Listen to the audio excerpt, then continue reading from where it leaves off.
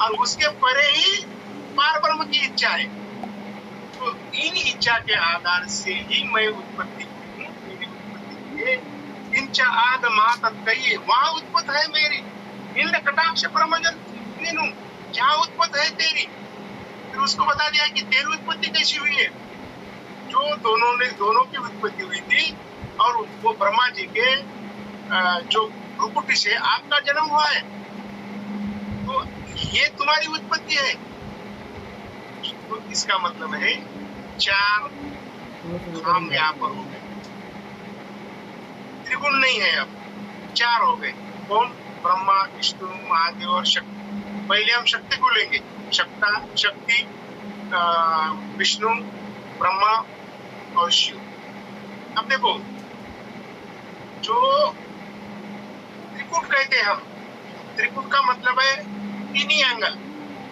3 angle में वो घर गिर सकता है, लेकिन 4 एंगल अगर लग गए तो घर को 4 दीवारें रहती है ना, तो वो 4 दीवार पे घर स्थायी रूप से रह सकता है। तो इस प्रकार से अब 4 खाम तैयार हो गए, एक शक्ति का, एक भगवान विष्णु का, एक भगवान ब्रह्मा का और ये भगवान शिव जी का। तो अब 4 खाम बोले तो ये स्थायी हो गए। अब यहाँ से जीवों की उत्पत्ति होने वाली है। अब आगे आगे आएगी, तीनों लोक बसावन काजा, सायबरी तब बनाई, दिया हुक्म बहुशियारा, अब मैं चाल आई। महाराज कहते कि मेरी उत्पत्ति वो इच्छा से हुई है, इस सृष्टि की रचना करना है। वो ओहदा मुझे दिया है और उसके बाद उस इच्छा से ही आपकी उत्पत्ति ब्रह्मजन से, ब्रह्म कटाक्ष से आपकी उत्पत्ति हुई। किसके लिए हुई है? ये हुई है। और इसलिए महाराज कहते कि अब हमें 3 लोगों का बसावना करना है। शायद रीत बताया और परमात्मा ने ये रीत हमें बताई है कि आप सबको जाके सृष्टि की 3 लोगों की स्थापना करनी है। या हुक्म बहु होशियारा, तब मैं चादर आई। वो महत्व की जो ऑर्डर मिला है, जो आदेश मिला है, उस आदेश का पालन करते हुए मैं तुम्हारे पास आई हूँ कि अब हमें 3 लोगों की स्थापना करनी है, 3 लोगों की रचना करनी है। तो यहाँ तक आ गए हम। पहली बार हम थोड़ा सा और भी दोबारा अगर इसको लेंगे तो क्या होगा। तो पहले अमर पुरुष अविनाशी यानी महापुरुष है, वहीं से शशबद की उत्पत्ति हुई है, वही शशबद है और वही सतलोक है, यानी पार ब्रह्म परमात्मा का लोक उस सतलोक है। और फिर उसके बाद उनकी इच्छा से क्या हुआ? चेतन ब्रह्म हुआ।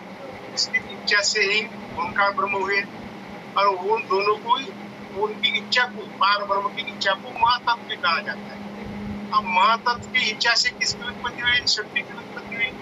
शक्ति को आदेश हुआ कि अब आपको सृष्टि की रचना करनी है। फिर वो बोले कि मैं रचना करने को तैयार हूँ, तो मेरा दास कौन है और मेरा पुरुष कौन है, ये पहले मुझे बताओ। फिर उसके बाद इनकी उत्पत्ति हुई, भगवान विष्णु की हुई, भगवान ब्रह्मा की हुई, भगवान शिव की हुई। और इनकी उत्पत्ति होने के बाद वो गई कि अब आप मेरे से शादी करो, तब हम सृष्टि की रचना कर सकते हैं। तब उन्होंने नहीं माना तो दोनों को खा गए। इन्होंने बोला कि आप ऐसा करो, तो ऐसा उन्हें मान लिया। तो इस प्रकार से अब यहाँ तक आ गए हम इस सृष्टि की रचना में। यहाँ तक अब ज्ञान हमारा आ गया। आगे महाराज कहते कि शंभो कये दुरुसहम्भानि, ब्रह्मा उशनु पाओ, मैं नहीं हुक्म आपको फेरू, करो टिके तुम चाहो। जब तक वो ब्रह्मा के पास गई थी, ब्रह्मा को उन्होंने बताया कि मुझे ऐसा ऐसा है, आप मेरे से शादी करो। ब्रह्मा बोले कि आप दोनों मुझे भेद बताओ। फिर उन्होंने बताया कि मेरी उत्पत्ति महत्व से हुई है और मेरा काम है सृष्टि की रचना करना। इस वजह से आपकी सभी की उत्पत्ति हुई है और मैं दोनों को खा गई और आप मुझसे शादी करो, नहीं तो मैं आपको भी मिटा दूंगी। तो फिर भगवान शिव कहते हैं कि शंभु के पुरुष मानी, ब्रह्मा विष्णु उपानो, मैं नहीं हुक्म आपको फेरू, करो टिके तुम चाहो। महाराज कहते कि फिर भगवान शिव ने क्या किया मैं तुम्हारी सच मानता हूँ, परंतु पहले आप मैं आपकी आज्ञा नहीं करूंगा, जो आपकी इच्छा है उसके माफिक मैं चलूंगा, लेकिन इसके पहले आप ये दोनों को जिंदा करो। फिर आगे क्या हुआ? या पुरुष तेरा सो दोनों, या अब मतो उपाया, परसो निसंक डरो मत कोई, तुम हम और न माया। शक्ति ने किसको क्या? फिर ब्रह्मा से, क्योंकि दोनों को तो खा दी थी उन्होंने। ब्रह्मा से कहा कि हम दोनों को प्रकट कर सकते हैं, हम दोनों को भी आपका विचार कर सकते हैं। तब शंकर बोले कि आप निश्चित होकर रहो कि मैं आपसे शादी लूंगा, लेकिन आपको मेरी बात मानना पड़ेगा, लेकिन दोनों को पहले चिंता करना पड़ेगा। अब और क्या कहती है महाराज? शंभु कहे धरो बपदू जो, पूरा शिवगर आई, लक्ष्मी स्वरूप विष्णु को बरियो, सावतरी दूज गाई। अब उनकी अट पूरी हो गई। शक्ति ने शिव जी की अट मान्य कर ली और दोनों को जिंदा कर दिया। फिर अट हो गई, मैं कहूंगा वैसा ही होगा। फिर शक्ति ने उनको वचन दिया कि ठीक है, आप कहोगे वैसा। संसार में ऐसा होता है, सरेंडर कौन करता है? बाद में माया को ही सरेंडर होना। क्यों? कि माया ब्रह्म के आदर्श है माया में कला, लेकिन वो परिपूर्ण नहीं है। तो यही यहाँ तत्व लागू होता है। तो शिव जी ने उनको अड़चन में ला दी कि आपको मुझे वचन देना पड़ेगा और मैं कहूँ उसके मुताबिक चलना पड़ेगा, फिर मैं आपसे शादी करूंगा। देखो माया अड़ गई, वहां माया अड़चन में आ गई। फिर माया ने ब्रह्म के सामने सरेंडर कर दिया कि ठीक है, आपकी बातें मुझे मंजूर है। तो उन्होंने दोनों को जिंदा कर दिया। चारू मीना हुआ अब राजी, सुन चकडोल बिना। हाँ, उसके ऊपर चिंबू कहे धरो बपदूजे, पूरा शिवगर आई, लक्ष्मी स्वरूप विष्णु को बरियो, सावतरी दूज गाई। अब क्या हुआ?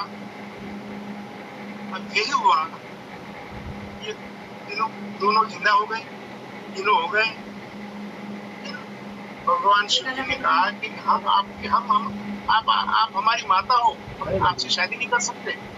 आप ऐसा करो कि आप में से रूप हमें निकाल दो, 3 रूप निकालो और उनसे हम ब्याह करेंगे। तो महाराज कहते कि फिर क्या क्या रूप निकाला उन्हें? शिव जी के लिए शंकर जी के लिए उन्होंने पार्वती का रूप धारण किया, शिव जी के लिए लक्ष्मी का रूप धारण किया और ब्रह्मा जी के लिए सावित्री का रूप धारण। थोड़ा सा संसार में जाएंगे यहाँ पर, थोड़ा। क्यों? ये माया स्वरूप है, लक्ष्मी, पार्वती, सरस्वती, ये सब माया के स्वरूप। अब होता क्या है? अब हम कोर्ट में ये देखते हैं कि जो भी 498 केस आती है, बहू जो केसेस दाखिल करती है, उसमें सबसे ज्यादा आरोप सास पे लगती है, जेठानी पे लगती है, देरानी पे लगती है और ननद पे लगती है। क्यों? क्योंकि यहाँ वो तत्व लागू होता है कि एक ही रूप में वो निकली है। जो भी स्त्रियां हैं वो सभी शक्ति का ही रूप है, लेकिन रूप बाद में अलग अलग हो गए। सावित्री का रूप अलग हो गया, पार्वती का रूप अलग हो गया और लक्ष्मी का रूप अलग हो गया। वो अलग अलग रूप होने से उसमें वाद विवाद भी बढ़ गए और यही वाद विवाद आज हमारे घर में चालू है। ये संसार की रीत है। स्त्री की तो दुश्मन है, कहीं भी देखो आप। अगर सास बन गई तो फिर बहू को नीचे देखती है, अगर बहू है तो सास का ख्याल नहीं करती। क्यों? उसमें उपजत गुण है कि वो एक में की दुश्मन, एक ही इसमें वो सिर्फ अलग अलग निकली है, इस वजह से उनका कभी पट्टा नहीं, स्त्री का कभी पट्टा नहीं। तो यही कारण है उसका। आगे महाराज कहते हैं कि ये मेरा अंदाज है, शायद ये गलत भी हो सकता है, लेकिन हम जो भी देखते हैं, मैं कोर्ट में देखता हूँ, आप संसार में भी देखते हो, आप घर पे भी देखते हो, वो तो वही बात चलती है ना, ननद की और बहू की, ननद की और बहू की पट्टी नहीं है, जिठानी की और देरानी की पट्टी नहीं। ये तो माया का रूप है ना, और ये सही बात है, हम कोई झूठ नहीं कह रहे। तो इसका मतलब यही है, एक रूप में से वो निकली है, और एक रूप में से निकलने के बाद तीन रूप हुए, और तीन रूप से अलग अलग रूप बनाए, और स्त्री का अलग अलग रूप बना, और वो अलग अलग रूप एक व्यक्ति दुष्मन बने। पुरुष का क्यों नहीं हुआ ऐसा? कि पुरुष ब्रह्म कटाक्ष जल से हमारी उत्पत्ति है, यहाँ स्त्री का कोई संबंध नहीं तीनों के लिए। तो ये एक में के दुश्मन है, तो ये ऐसा सिद्धांत है यहाँ, ये सिद्धांत हमें समझना ही पड़ेगा। तो आगे महाराज कहते नहीं होय मिट जावे, कर कर पछताती, तब सुन आवाज। उसके पहले चारों मिला हुआ अब राजी, सुन चकडोल बियानो, धर आकाश बयाल सो बंदिया, सगति महासुख पायो। महाराज कहते कि अब ब्रह्मा विष्णु शक्ति इन चारों ने मिल लिए तो प्रसन्न हो गए ना। क्यों प्रसन्न हो गए? कि अब उनके सामने सृष्टि की रचना करने का जो साधन था, सृष्टि रचना करने का जो इरादा था, वो इरादा सफल होते दिखा, इसलिए वो खुश हो गए और फिर चक्र आकार बनाने लगे, फिर अब काम में लग गए। तो पहले उन्होंने धरती आकाश पाताल की रचना की। यही देखकर महाराज कहते कि शक्ति बहुत प्रसन्न। आगे महाराज कहते कि शंभु नहीं होय मिट जावे, कर कर पच पछताती, तब सुन आवाज बड़ी घट भीतर, शब्द शब्द कर साथी। महाराज कहते कि अब बुद्धि स्थिर नहीं हुई।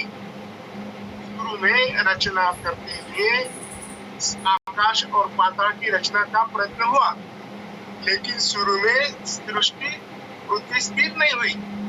स्थिर करने के लिए बहुत प्रयास किया, थक गए। फिर घट में उनकी आवाज आई कि सशब्द जो सत है उसके आधार से रचना करो। अब देखो, पहले इसमें क्या कहा है महाराज ने? पार ब्रह्म से ही सब लोग, पार ब्रह्म से शशपथ आए। अब यहाँ कौन पुरुष मदद कर रहा है उसको? शशपथ। अब शशपथ ने वहां उनको जाके बताया कि आप क्या करो कि आप सबका आधार लो। अगर आप सबका आधार लोगे तब ही बुद्धि जमेगी। अब सबका आधार क्यों लो ऐसा बोला गया होगा? क्या उसका अर्थ है?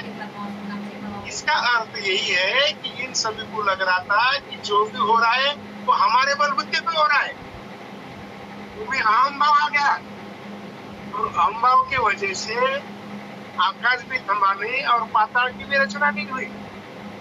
और फिर वो अहम भाव मिटाने के लिए शशपथ ने उनको ये दिया कि आप सबका आधार लो तब भी ही सृष्टि रच सकती है। हमारे लिए वही है, हमें क्या करना है? सब हमारे अंदर है, हमें बाहर देखने की जरूरत नहीं है, और हमें जो भी करना है हमारे अंदर से ही करना है। और शशपथ के आधार से हमें ये सब पूरा सब जागरूक करना है। शरीर तत्व को छोड़ो, श्वासा को छोड़ो, मन को छोड़ो, तत्व को छोड़ो, तीन गुण को छोड़ो। किसके आधार से छोड़ो? सबके आधार से, क्योंकि हमारे इसमें भी आम है, वो आम हमें सताता है। इसीलिए गुरु के आधार से फिर हम आम भी छोड़ देते हैं, इसलिए तो मेरुदंड में रुक जाता है, त्रिवेणी में रुक जाता है। ये किसके आधार से रुकता है? सबके आधार से। और उसके आधार से आगे हम ब्रह्म पद में जाते हैं। ब्रह्म के 3 लोग, 13 लोग, 3 ब्रह्म के 13 लोग, उनको भी परावर्तित करते हुए हम पार ब्रह्म का जो स्थिर रूप है केवल ब्रह्म, उसको हम पा लेते हैं और उससे हम आनंद पाते हैं। ये हमारी सृष्टि की रचना हुई। हमारे जीवों की रचना कौन सी है? हमारे जीवों की रचना यही है कि कर्म के आधार से हम कर्म किए और कर्म के आधार से हमारी मृत्यु हुई और दोबारा जन्म लेने का काम गिरा। फिर उस आधार से हम जन्म लिए, वो इच्छा के आधार से जन्म लिए। फिर हमने जो एक संचित कर्म के में से कुछ कर्म लेके आए, सभी कर्म लेके आए होंगे, ऐसे हो सकता है। और उनको पकड़ के हमने भक्ति की, कर्म को नष्ट किए, शरीर तत्वों को नष्ट करते हुए सज्जागृत हो गए और सज्जागृत होते हुए भी हमें परम पद में चले गए। यही हमारे लिए सत्य है, यही हमारे लिए वो 4 पद है। स्थिर हो गए हम। जहां तक 3 पद है वहां तक अस्थिर है। 4था पद ब्रह्म का मिल गया, आनंद ब्रह्म का, हम स्थिर हो गए और स्थिर होना ही परम मोक्ष। उनकी यही वो बात लागू हो गई कि इन्होंने खुद के आधार से हम बना रहे भाई, ये हमारा ही काम है ऐसा समझ लिए, इसलिए आकाश और पाताल की रचना हुई नहीं। ये जो सिद्धांत है सभी को लागू है, परमात्मा को लागू है, हमारे लिए लागू है। हमारे लिए अलग फार्मूला ऐसा नहीं, हमारे लिए अलग सूत्र नहीं है, सभी सूत्र एक ही है। एक वही ब्रह्म, सभी ब्रह्म, सबके लिए एक ही सूत्र है। तो ऐसा यहाँ सूत्र बनता है। महाराज कहते जब सुन ध्यान धरो घट भीतर सुध बहुत विध आई दियो जस श्याम सिमरत तू करना बहु विध आई। यही महाराज कहते कि जब सबने हृदय में ध्यान किया, कब ध्यान किया उन्होंने हृदय में? जब उनको आकाशवाणी हुई कि आप सबका आधार लो, आप जो आधार दे रहे थे ना वो आपका आधार था, तो इसलिए तो सृष्टि की स्थापना नहीं हुई। तो फिर वो ज्ञान उनके हृदय में आया, तो उन्होंने उसका ध्यान किया, तो सब तरह से शुद्ध ज्ञान की प्राप्ति। तो हमारे लिए वही है, वो रचना करते हुए जो बातें हुई, तो हमें ये रचना करते हुए यानी परम मोक्ष में जाने की रचना करते हुए हमें